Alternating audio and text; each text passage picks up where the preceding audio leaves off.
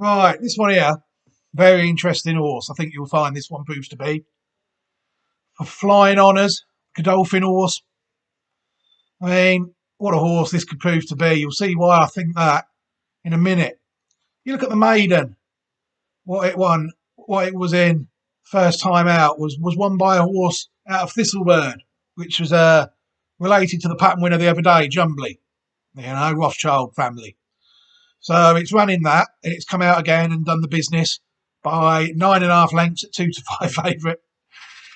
So it was obviously a decent enough maiden that race might be.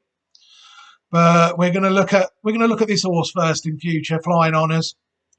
I mean, this one took about 1 second for me to add onto the list. As soon as I saw this horse here, Royal Statute is the fifth dam of it. Snowbride is even the third dam of it, and that will all become clear soon as well. This is a very nice horse. Before we take a look at the pedigree of it, because it won't take long, we're just gonna watch it win.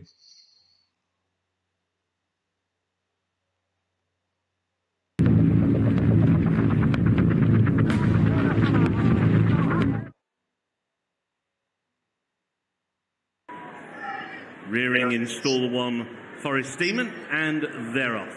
Racing over 7 furlongs in the British Stallion Studs EBF Novice Stakes. And through the very early stages, very keen is Secret Note, who races up on the outside of Flying Honours, and on the inside rail is Lisboa, and Starnberg is the other one who's in the front rank of 4 as they make their way to the end of the back straight. So up against the inside rail, Lisboa, out very wide is Starnberg. Those now are the first 2. Taken back to 3rd is Flying Honours, and in 4th, Secret Note hasn't settled early. That one's inside is Mindset, who's racing now through into 4th position.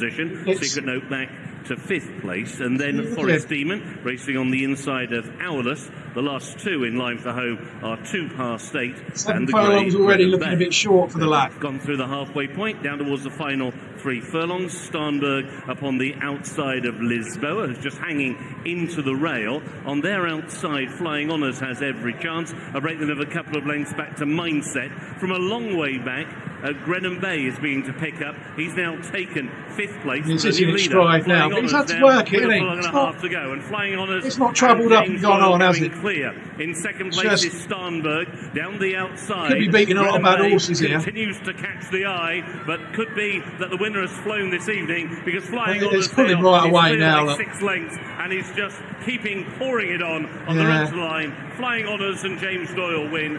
It was Starnberg who got second. In third, it's one over 7 furlongs, he just but held into 4th, 2 past 8. Sort of horse you wouldn't you'd expect probably to want double that. Looking at that, wouldn't you? And looking at this as well, you'll see that there's the horse I was looking at, Royal Statue. I knew this anyway from looking at other horses. You see that. Look at them. You see you got breed shaping stallions very closely related to this horse, like Hector Protector. There's Snowbride, look, that I mentioned. I knew that was the dam of Lamtara. Won the Arc, the Derby, and the King George. You've got Pour Moi, the Derby winner, as well, quite closely related to this family. And you can see by looking at the horse that it is a Derby horse. I mean, this pedigree really is just confirming that this is a very interesting horse without any shadow of a doubt. I mean, it's one of them that's going to take a lot of work, I think. And you'll probably, this time next year, we might be. It's one I wouldn't want to see a lot of at 2, I think. They only got to a mile. I suppose if they made it a Grand Criterium horse, 1 mile, 2 furlongs in France, I could stomach that. But very nice horse. Flying Honours.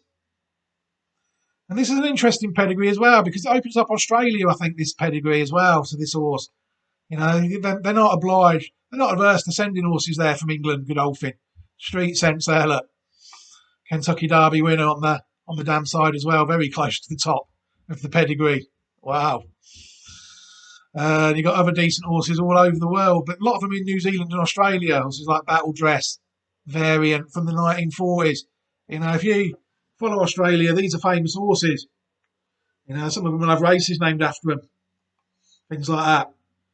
There's a few of them. St Jude, look, one of the guineas as well. The Australian Turf Club guineas. It's hard to work out what races they use out there. Now look at a lot of New Zealand Classic winners in this pedigree. It's a done deal. Well, we know that's a famous horse out there. Anyone who's followed Australian horses, by High Chaparral, man, one of the best ones they had in that time of the Australian races.